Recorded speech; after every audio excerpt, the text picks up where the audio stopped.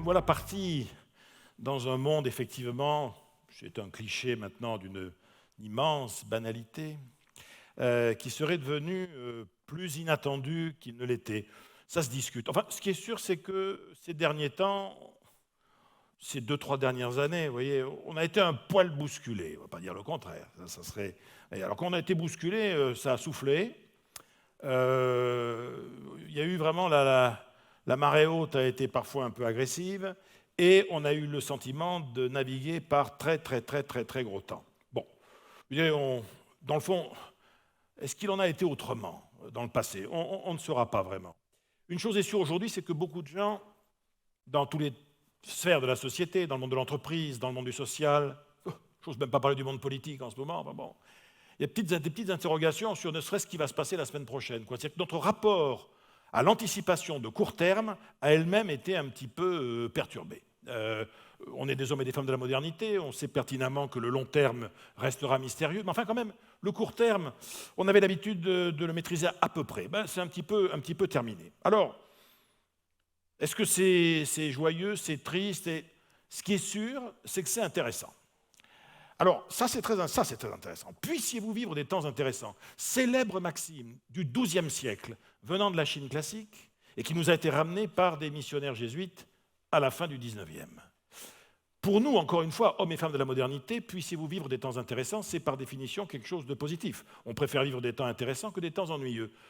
Chose intéressante, dans la culture confucéenne de la Chine du XIIe siècle, puissiez-vous vivre des temps intéressants était tout simplement et purement et simplement une malédiction qu'on envoyait à quelqu'un pour lui porter malheur. Parce que dans un univers confucéen marqué par la stabilité, l'ordre, le non-changement, si on voulait vraiment mener une vie comme ça, il ne fallait pas que ce soit trop intéressant.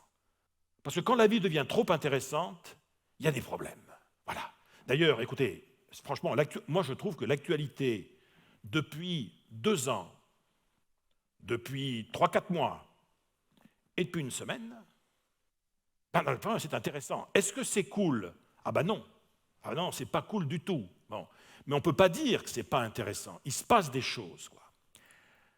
Ces Jean Dutour, grand académicien, homme d'esprit, qui disait « Dans les situations désespérées, la seule sagesse est l'optimisme aveugle ». D'ailleurs, à l'époque, il s'était fait un petit peu charrier par Coluche, qui avait dit « Dutour vient de nous dire que si on se retrouve dans la merde jusqu'au cou, ce n'est pas le moment de baisser la tête ». Mais je pense qu'une catastrophe peut toujours être surprenante. Je vous donne un exemple. Le Titanic. Titanic, paquebot de luxe, pour clientèle de luxe. Dans ce paquebot de luxe, il y avait un restaurant qui était le restaurant dit des premières classes. Le restaurant des premières classes, la photo est authentique, le top du top, merveilleusement agencé, etc. Ce restaurant était même tellement sélectif qu'avait été bâti à l'intérieur du Titanic, juste à côté, un ensemble de cuisines qui était spécifique, propre, réservé au restaurant des premières classes. Et vous aviez là-dedans le top du top de les fours, les points de chaud, les frigos, tout ce qui est le luxe, avec en plus des produits, les produits frais, mais des produits frais pour ce genre de clientèle. Vous voyez, on n'était pas sur du glandu quand même. Hein. Bon, donc vous aviez là le caviar, les ortolans, enfin bon, la routine. Hein. Et il y avait bien évidemment, sur ce Titanic, il y avait un immense, effectivement, aquarium où des homards attendaient de se faire bouffer par la clientèle. Bon, le problème, c'est qu'à un moment donné, qu'est-ce qui s'est passé? Le Titanic a coulé. À ce moment-là, la quasi-totalité des homards n'ont pas pu s'empêcher de se dire on n'est jamais à l'abri d'une bonne surprise. Vous voyez, l'imprévu peut comme ça retourner des choses absolument fascinantes. Mark Twain, pourtant ce n'était pas un triste, hein, Mark Twain disait la catastrophe qui finit par arriver, le problème c'est que c'est jamais celle à laquelle on s'est préparé. Ça, c'est pas faux. Hein. Honnêtement, depuis maintenant 2-3 ans, on s'en est pris une, on s'en est pris 2 et on s'en est pris 3. La première, vous en souvenez, vous vous souvenez bien de quoi il s'agit, hein, on est d'accord, on est là-dessus, on n'a pas vu venir le coup. Deuxièmement, on se dit, bon, allez, on est dans du sanitaire, il faut faire gaffe et tout ça, on sort couvert, le masque et machin. Là-dessus arrive une crise économique, une récession. En plus, une récession hyper intéressante, quand on y réfléchit. Ça, c'était inattendu. C'est la première fois dans l'histoire de l'humanité qu'on se prend une récession qu'on s'est auto-infligée. Ah ben, faut le faire, fallait y penser quand même. Hein. Avant, il y avait des raisons, crise financière, le pétrole quelque part. Non, là non, c'est tiens, si on s'arrêtait. Ah bah oui, tiens. Mais moi, j'imagine, quand je vais raconter cette période-là à mes petits-enfants, vous imaginez, nous, nos petits-enfants, moi, j'imagine la scène. On est en 2050. J'ai 92 ans, je pète une forme olympique, et j'ai mes petits-enfants qui sont venus me voir, et je leur raconte ma guerre, la seule que j'ai connue, la guerre du Covid, 2020-2021, voire peut-être 2022. On va voir. Bon. Et là, je leur dis, vous savez, les enfants, vous ne pouvez pas savoir ce que c'était à l'époque. Vous ne pouvez pas savoir comment on en a bavé avec mamie. Ouais. Ah, c'était une époque dure.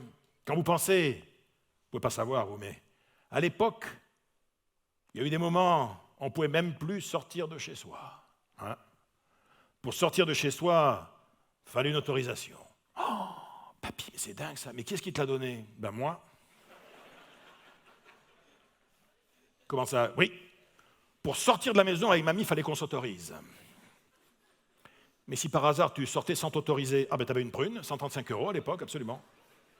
Mais donc, ça veut dire qu'il y avait des gens qui pouvaient sortir de chez eux, ils ne s'autorisaient pas, eux-mêmes, au risque de... Ça s'appelait les années 2020, vous ne pouvez pas comprendre, c'était un autre monde. Ouais.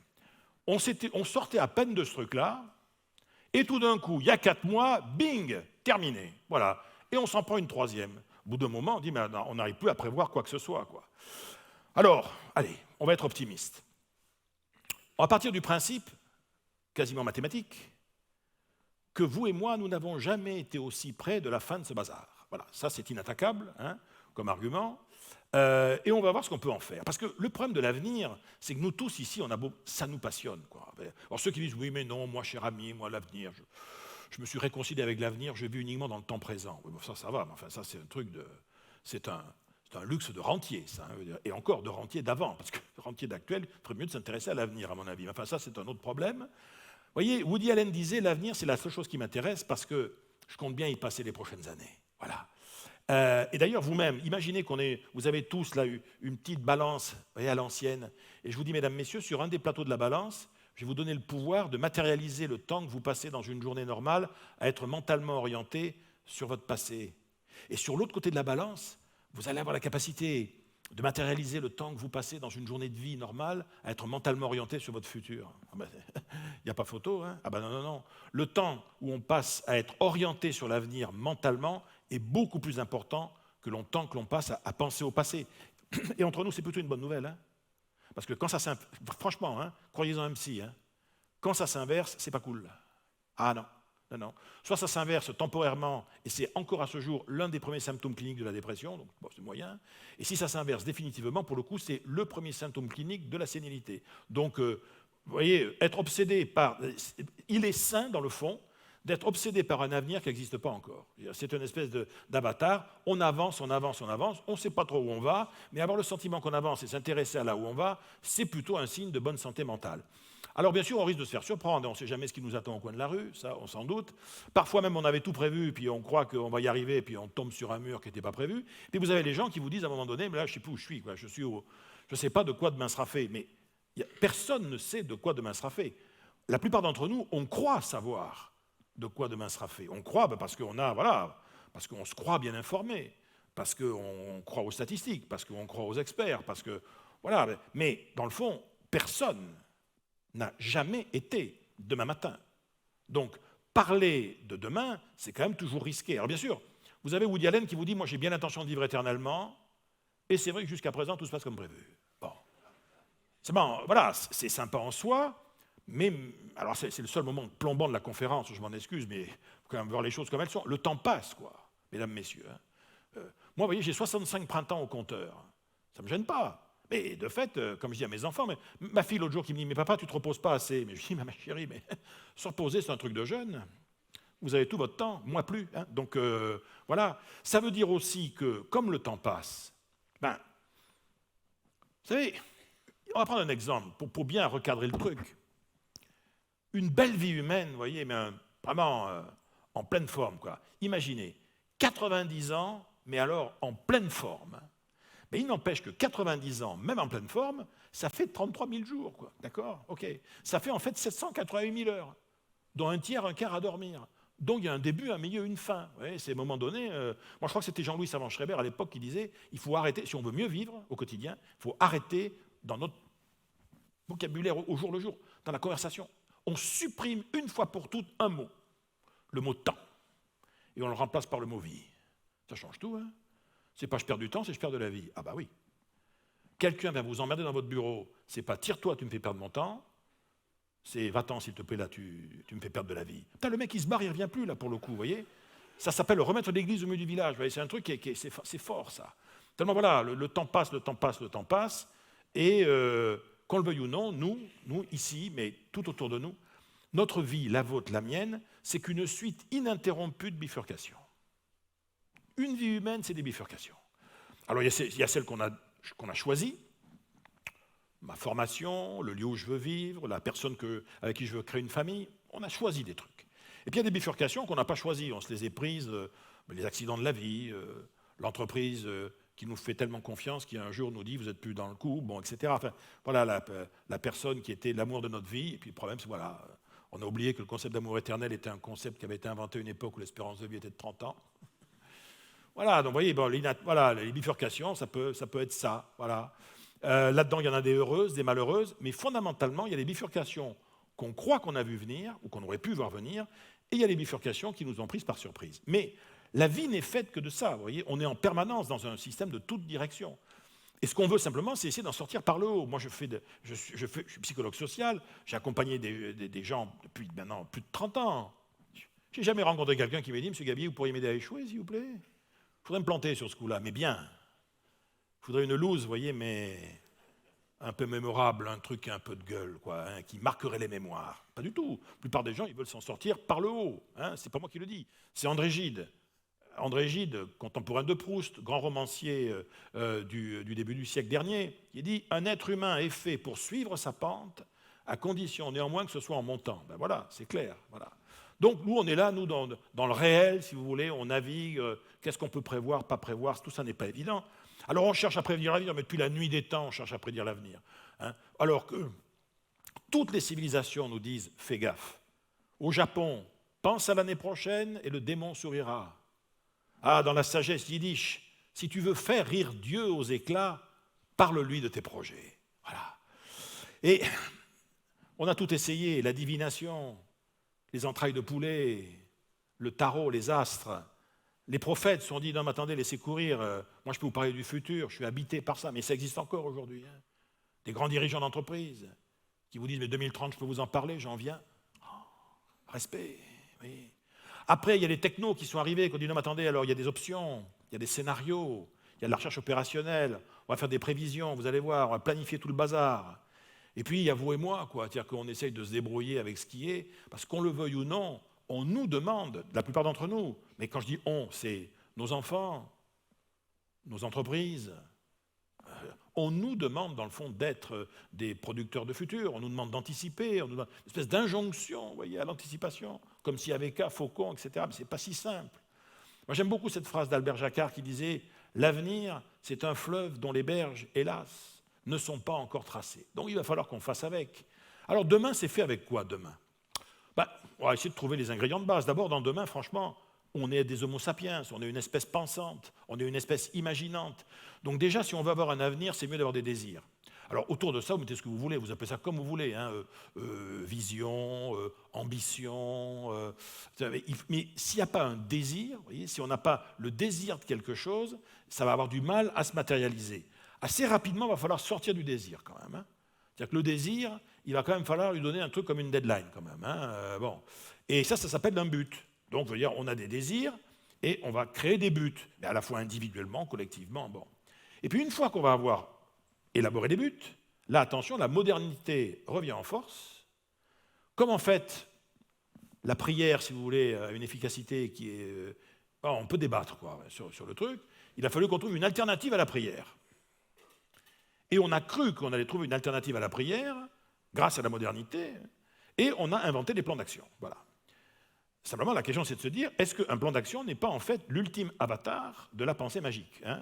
Et si un plan d'action était en fait un artefact? Et si un plan d'action était un acte chamanique? Bon, je ne sais pas, hein, on peut en discuter.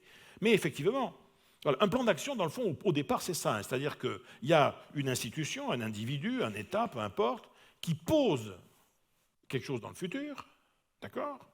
Avec des étapes, en disant, voilà, on maîtrise, il y a des étapes, on va passer par les étapes et on va atteindre le truc. Mais, comme on vous disait tout à l'heure, on est bien d'accord, hein, la plus grande surprise que ça puisse vous faire, ce machin-là, c'est de se dérouler comme prévu, parce que le problème, c'est qu'on est sur une espèce de route comme ça, d'ailleurs qui n'existe pas encore, ce qui est un petit peu compliqué, et de toute façon, il va se passer des machins qu'on n'a pas vu venir. On peut prendre le problème dans tous les sens. Dans tous les sens. Il n'y a pas un exemple de plan d'action ambitieux qui, à un moment donné, n'ait pas été perturbé, accéléré, planté, magnifié, ce que vous voulez, par un truc fondamental qui s'appelle les aléas. C'est-à-dire que l'histoire d'un plan d'action, c'est l'histoire des aléas qu'on a rencontrés et qui n'ont pas tué le plan d'action ou qui l'ont modifié et qui font que. Donc, la seule chose qui est sûre et certaine dans nos modes de fonctionnement, c'est l'aléa. Et le plan d'action, il a beau ressembler à ça, le réel, lui, il ressemblera à ça. Voilà. On peut prendre le problème dans. Et or, la quasi-totalité des trucs qui sont là ne sont pas, en tout cas, prévisibles en l'état. C'est-à-dire qu'ils sont prévisibles dans l'absolu. Oui, moi je peux vous dire, à tous les coups, tiens, je vais vous dire un truc, tiens, là, entre maintenant et la fin de l'année, il y a des people célèbres qui vont mourir. Voilà, merci, c'est fait. Voilà, ça je peux vous le dire. On va avoir des problèmes de pandémie d'une autre nature. Où, quand, comment, avec quoi, je n'exagérerai pas trop non plus quand même. Oui, donc la notion de prévisibilité globale, ça c'est un truc médiatique. Dans le réel, ça se passe un peu différemment. C'est tout le problème. C'est qu'en gros, l'imprévu, c'est ça, comme nous dit le docteur Wu, c'est ce qui n'était pas supposé arriver. L'inattendu, c'est quoi? L'inattendu, c'est un événement de toute nature, qui a caractéristique. C'est fortuit. Fortuit. C'est arrivé comme ça. Ce n'est pas tellement que c'était inattendu, c'est qu'on n'avait pas lieu de l'attendre. Les vrais inattendus, juste il n'y avait pas de raison, quoi. Pourquoi ce truc-là nous est tombé dessus? On n'avait pas lieu d'attendre. C'était pas dans les bonnes cases, quoi. Ça nous déconcerte, parce que c'est un attendu dont on se fout. Enfin, je veux dire, c'est pas un inattendu. Hein. Ça nous déconcerte. Et pourquoi? C'est parce que ça nous prend par surprise. Ça, c'est très intéressant, la notion de surprise. Vous savez que la surprise, c'est l'une des 6 émotions fondamentales de l'être humain. Hein, en fait, ça fait partie de ces émotions, on les dit fondamentales parce que, où que l'on soit dans le monde, quelles que soient les civilisations, quelles que soient les cultures, on retrouve des traces qu'on peut comparer entre elles de ces différentes émotions. Alors, je pense que vous connaissez toutes les émotions de base, hein. Rappelez-les-moi. La peur, la colère, la joie, il en manque une là. Le dégoût, très bien, la tristesse, voilà. Et donc, l'autre qui va être la surprise. Alors la surprise, c'est une émotion très particulière. Très, très, très, très particulière. D'abord, ça fait partie de ces émotions qui se mettent en place très tôt. C'est-à-dire que c'est vraiment des émotions qui semblent comme ça inscrites en tant que potentiel, en tout cas dans le génome, puisqu'on va voir, même chez le bébé, chez le nourrisson, il peut y avoir certainement des moments comme ça de surprise. Alors, c'est une émotion qui est très particulière, c'est une émotion qui ne supporte pas vraiment la durée. Vous voyez ? On peut être triste durablement, on peut être en colère pendant... Mais c'est rare qu'on vous dise « Oh là, ça fait 3 jours que je suis surpris, là ». Non, ce n'est pas possible. La surprise, c'est un truc qui est, a priori, fugace. Vous voyez ? C'est aussi une émotion qui a une caractéristique, elle n'est pas facile à feindre durablement. C'est-à-dire que si vous voulez faire semblant d'être surpris, une fois ça va, mais au bout d'un moment, ça a un caractère un peu quand même, vous voyez, répétitif. Et alors surtout, ce qui est vraiment très intéressant, c'est que la surprise apparaît comme étant une émotion neutre. Je m'explique. La colère, a priori, on vous dira, bon, la colère, sauf exception, il faut m'éviter. La tristesse, par définition, c'est pas joyeux. Bon. La joie, c'est sympa. Bon. La surprise, c'est neutre, quoi. C'est-à-dire que la surprise, c'est la seule émotion qui ne prend son sens qu'à partir de l'émotion qu'elle a déclenchée après et qui la suit. On a des surprises qui nous rendent heureux, des surprises qui nous font peur, des surprises où on va être dégoûté après, des surprises qui vont déboucher sur de la tristesse, etc., etc. Donc, la surprise, c'est donc une émotion de passage. Et c'est une émotion de passage à une autre émotion, et presque toujours d'ailleurs, une émotion de passage à l'action. C'est-à-dire que la surprise nous met en marche. D'ailleurs, moi je suis prof, hein, quand même au départ, c'est pas un hasard, vous savez, si en pédagogie, on sait que le secret des pédagogies efficaces, c'est la surprise. C'est-à-dire que plus on va mettre de la surprise dans un cours, des études de cas, des exercices, plus on a une chance, j'admets ces dernières années infime, mais de maintenir le niveau d'intérêt des étudiants. Voilà, mais si vous voulez, on y croit et on continue, jouons la carte de la surprise, ça sera formidable. Alors, est-ce qu'on pourrait parler de loi de l'inattendu? Bon, dans le fond, pourquoi pas? Mais ces lois de l'inattendu, quelles peuvent-elles être? D'abord, premièrement, il y a important à la fois dans les entreprises, mais dans nos vies même. Voyez. Encore une fois, on en a un petit peu parlé tout à l'heure, l'inattendu n'est pas l'imprévisible. Plein d'experts, depuis déjà 3-4 ans, nous expliquaient, attention, probabilité qu'il y ait des virus qui nous tombent dessus. Attention, Vladimir, il est en train de s'énerver, là, ça ne va pas du tout. Et il y avait même quelques experts, beaucoup moins, qui nous avaient dit, vous savez, c'est pas parce que depuis le début de la Ve République, le président il se prend la majorité absolue. On ne sait jamais, il peut y avoir un petit peu la fausse note, quoi, la mouche dans le beurre, le truc qu'on n'a pas vu venir. Voilà. Donc l'inattendu, ce n'est pas l'imprévisible. Simplement, l'inattendu, comme par hasard, va favoriser essentiellement, individuellement et collectivement, les esprits préparés et à l'écoute. C'est-à-dire que l'inattendu, quand on n'est pas préparé, il se transforme en stupeur. Et on est un peu comme ça bloqué. Sinon, après, il peut se déclencher en autre chose. Donc, première idée. La deuxième idée, c'est que l'inattendu semble être quelque chose, comme c'est quelque chose qui met du désordre un petit peu, vous voyez, qui met du bruit, comme on dit en physique. L'inattendu est un révélateur et un accélérateur.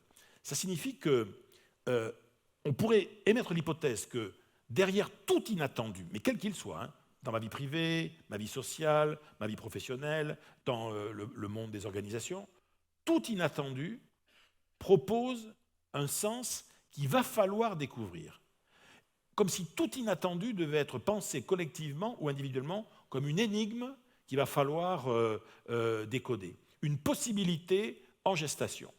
Alors, ça ne veut pas dire que l'inattendu en question, il est positif. Non, ça peut être dramatique, ça peut être très problématique, mais il y a une possibilité peut-être derrière qu'il va falloir voir. Et donc, si on admet, ce qui est la troisième loi très simple, que par définition, on n'anticipe pas l'inattendu, puisque c'est le principe même de l'inattendu, si vous voulez, qui est suspendu, voilà, c'est le principe même de prévisibilité qui va être suspendu par l'inattendu. Donc, en revanche, on peut se poser la question, et ça c'est une question à la fois pour le sujet, c'est vous et moi, vous voyez, dans nos vies, mais c'est aussi vrai pour l'acteur, c'est-à-dire celui ou celle qui a par exemple en charge un collectif, voire même pour des acteurs sociaux, un comité de direction, une équipe projet, un gouvernement. Vous voyez, mais préparons le terrain sur lequel l'inattendu risque d'advenir. Là, c'est là où ça va devenir intéressant. Alors bon, c'est très générationnel, mais moi j'aime beaucoup cette phrase de John Lennon, il disait « La vraie vie, c'est ce qui arrive quand on se préparait à faire autre chose ». C'est quoi les ingrédients? Franchement, dans la vraie vie, dans la vôtre, la mienne, nos ingrédients d'inattendu, ça a toujours été les mêmes. Toujours. Les ingrédients, ça a été d'abord les rencontres inattendues. Bon, les belles et puis les autres. Il y a de tout. Bon. Ça a été bien. Vous imaginez une vie où il n'y aurait jamais de rencontre inattendue? C'est affreux, sans intérêt. Après, il y a les infos inattendues, les tuyaux, vous voyez, les bons tuyaux. Donc les infos qui tombent à pic, le truc au détour d'une conversation, dans un bistrot, dans un resto, dans une soirée, à l'usine, truc au buffet, là, voilà. Ou même au détour d'un site internet, au détour d'un magazine qu'on n'avait pas l'habitude d'acheter, puis là on tombe sur un truc. Ça, les infos inattendues, ça peut être intéressant. Les territoires insoupçonnés, les territoires du savoir qu'on a découvert par hasard, les territoires même géographiques, on n'avait pas eu l'idée d'y aller, il y a eu une opportunité dans l'entreprise, on a visité un pays dont on va tomber amoureux. Alors ça fait aussi partie de ces inattendus de la vie. Il y a aussi les demandes fortuites. C'est vrai dans la vie privée, ça mesdames, vous connaissez bien. Vous marchez dans la rue, un homme vous offre des fleurs, c'est l'effet impulse et tout, enfin vous connaissez le truc. Bon. Alors après, au niveau des comités de direction, ça ne se passe pas exactement comme ça, mais bon, vous êtes venu pour vous présenter un projet, il y avait quelqu'un dans la salle qui écoute le projet, il vous écoute, il trouve que lui, ça le renvoie à quelque chose, ou elle, ça la renvoie à quelque chose qui pourrait vous intéresser, il vient vous voir, puis on vous demande de participer à un truc, vous n'y avez jamais pensé. C'est ça aussi l'inattendu, c'est la demande fortuite. C'est les turbulences qu'on n'a pas vu venir, donc sans commentaire, on en a eu des tas. C'est des accidents en tout genre. Et dans le lot, c'est aussi quand même, il faut le dire, les opportunités providentielles. C'est-à-dire, à un moment donné, il y a une occasion qui s'est révélée. Voilà. Alors, puisqu'on ne sait pas de quoi demain sera fait, à la fois individuellement, bien sûr, et collectivement, on pourrait se poser la question, mais c'est quoi, dans le fond, l'état d'esprit qu'il faudrait qu'on ait pour savoir ce qui va se passer? Moi, je pense qu'au niveau individuel ou collectif, il y a 5 clés très simples qui font ce qu'on pourrait appeler le mental anti-brouillard. C'est-à-dire que c'est des choses sur lesquelles on peut travailler, on peut travailler ensemble, avec des équipes, avec nos collaborateurs, dans un CODIR, si vous êtes dans un comité de direction, dans une association, peu importe. Ces clés du mental anti-brouillard, elles visent à donner des points de repère, puisqu'il y a des tas de choses qu'on ne saura pas, quels points de repère nous permettent d'avoir ce qu'on sait déjà. Première idée, demain est aussi fait de ce qui ne changera pas. Il y a des choses qui étaient vraies demain, qui sont vraies aujourd'hui, et qui continueront à être vraies demain. On a toujours des pierres angulaires, on a des racines, voilà. Il y a dans toute structure des éléments culturels, structurels, organisationnels. Alors, est-ce qu'ils ils ne bougeront jamais? Disons qu'à l'échelle là, des 5-6 ans qui viennent, on peut les considérer comme étant en évolution lente ou en relative stabilité. Et c'est très important dans un collectif, pour que les gens gardent confiance en eux, de leur dire, attendez les amis, tout est en train de changer, ok, mais il y a aussi, heureusement, des choses qui ne changeront pas. Il y a des non-changements sur lesquels on va faire l'hypothèse qui sont non négociables, parce que ça va créer une espèce de confiance collective. A contrario, quand on regarde attentivement aujourd'hui, ça nous parle déjà de demain, hein.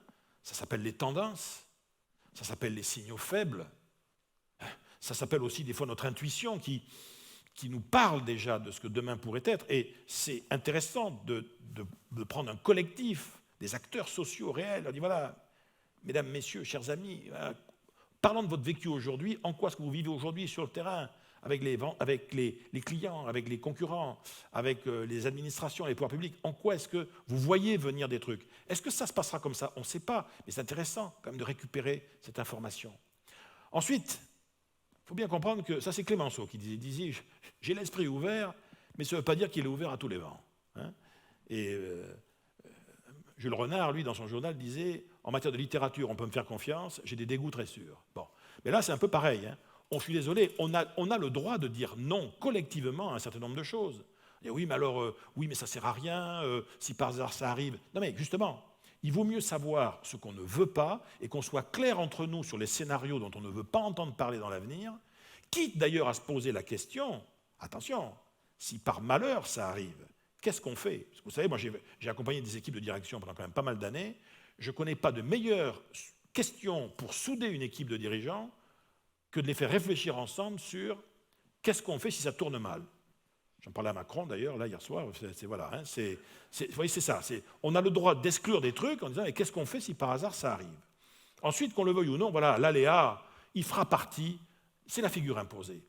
On ne peut pas, on ne sait pas lequel il sera, mais on doit se préparer à rencontrer des tas d'obstacles qu'on ne peut pas voir venir. Et ça peut parfois mal se passer. Il y aura toujours des hauts, des bas, etc. C'est le principe dit d'ailleurs de l'électrocardiogramme. C'est-à-dire que l'électrocardiogramme, ça veut dire que s'il n'y a pas des hauts et des bas dans votre vie, ça veut dire que vous êtes déjà mort. Voilà. Donc il faut l'accepter une bonne fois pour toutes.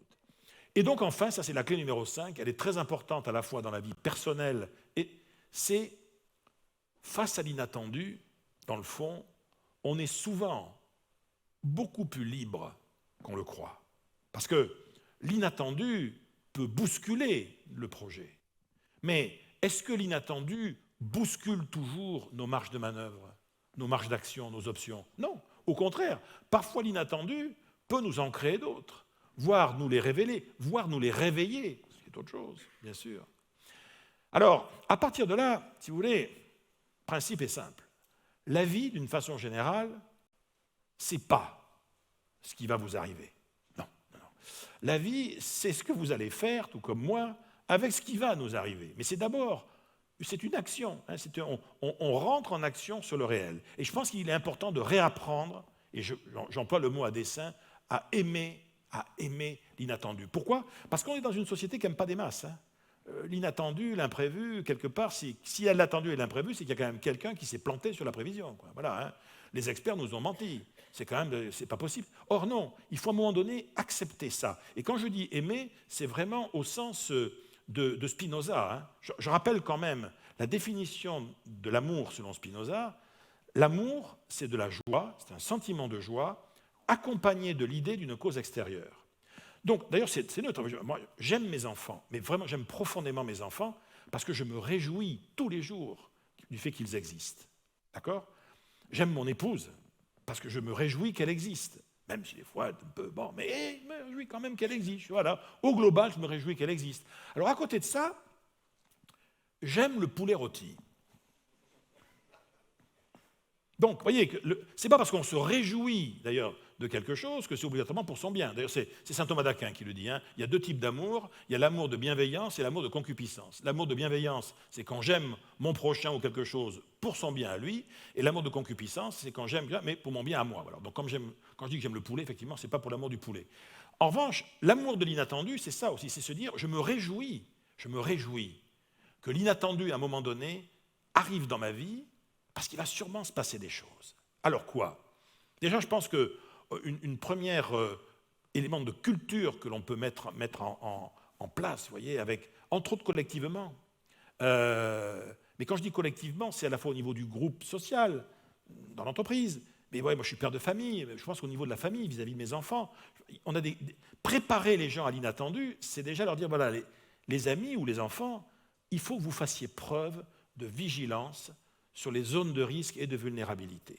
Ça ne veut pas dire ruminer dessus, mais il est important que chacun connaisse ces zones de vulnérabilité pour en faire quelque chose. Et Dieu sait que la magnifique intervention qui précédait la mienne était un exemple merveilleux de ça.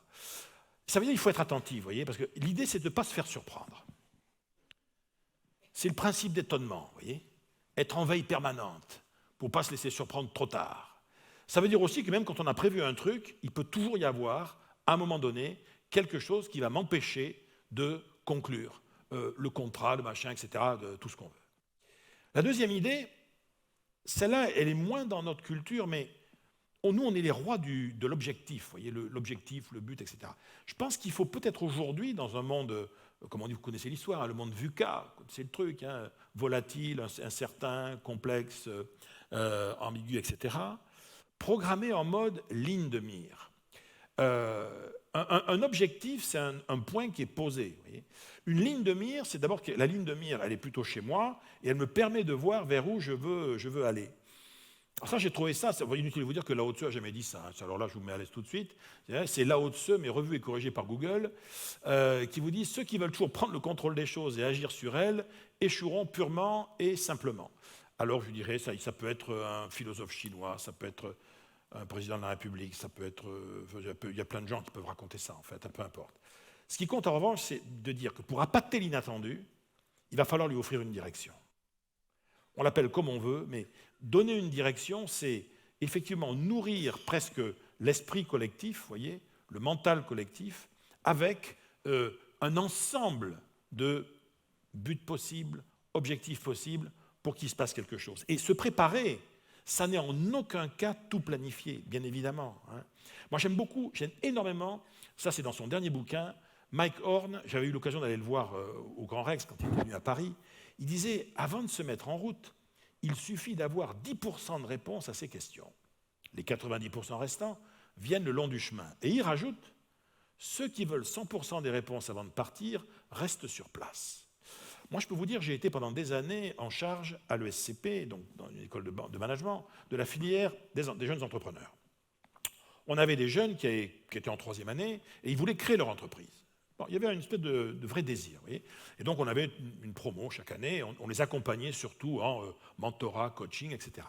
Je peux vous dire que moi, ce qui me rendait toujours un peu triste, quand même, un peu mélancolique, on va dire, c'est qu'on identifiait avec mes collègues, on identifiait presque, au bout de quelques jours, quelques semaines, mais ceux et celles qui, dans tous les cas de figure, ils n'entreprendraient jamais à rien. Ils avaient tous une caractéristique. Ils attendaient d'être prêts. alors là, c'était terminé. On n'est jamais prêt. Sur les trucs importants, on n'est jamais prêt. C'est-à-dire que pour eux, leur projet était devenu un horizon. Mais vas-y, un horizon au sens du... Il faut ouvrir le dictionnaire. Vous ouvrez le dictionnaire et vous regardez horizon. Ligne imaginaire qui recule au fur et à mesure qu'on avance vers elle. Vous voyez ce que ça veut dire? De toute façon, généralement, quand on regarde le dictionnaire, ça calme le jeu. L'autre jour, j'étais avec un DRH qui me dit, oui, tu as vu dans le dictionnaire la définition d'un cadre? Je dis, non, mais regarde. Ah ben oui, tiens, structure rigide entourant du vide. Oh. Ah, ça fait bizarre, hein, c'est affreux. Hein. Ah non, non, mais je vais le retirer, celui-là, je ne le dirai plus. Voilà. Donc, le troisième point, lui aussi très important, c'est que dès l'instant où on est dans un environnement d'incertitude et d'inattendu, il va bien falloir se mettre en tête qu'à part l'improvisation et l'agilité, on n'a pas grand-chose. Alors, je vais vous dire, je ne vous cache pas, j'avoue, hein, j'ai mis agilité pour faire, comme on dit, genre mainstream, parce qu'il y a beaucoup de consultants en agilité, machin, etc. Mais moi, je ne pense pas à agilité. Fondamentalement, j'aurais dû écrire « Oser l'improvisation et le bricolage ». Et vous savez, parce que qu'est-ce que c'est qu'improviser? Qu'est-ce que c'est que bricoler? C'est faire avec ce qu'on a. Et donc, je pense qu'aujourd'hui, c'est très important, je dirais, certes de prendre des risques, bien évidemment. Alors là, il faut faire gaffe parce que c'est un trucage, ça, hein, donc je précise à l'avance. Hein.